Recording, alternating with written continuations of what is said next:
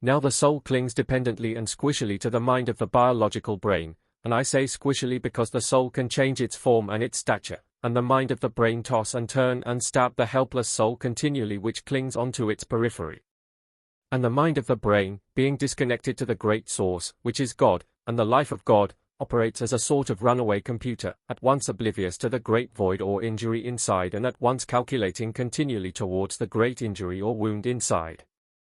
And I can easily hide these public little writings behind an image of a sunset, or something lovely, because the runaway computer of the brain cannot endure the habit of peace or intensity of loveliness, as it, in its calculation towards the great wound inside, tries to survive, and has assumed survival and order through the maelstrom waters of stimulation or titillations, sharp spikes of thoughts that feeds it so that it has a false water that hovers above the waters of the deep void.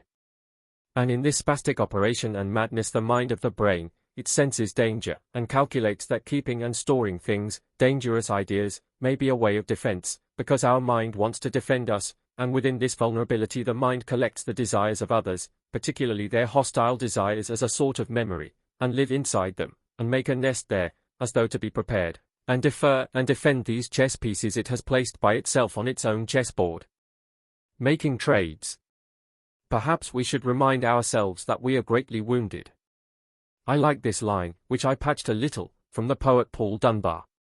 We wear the mask that grins and lies, with bleeding hearts we smile. I suppose we will protect our insides at all costs. What strange world, a psychological circus, a circus of masks and madness.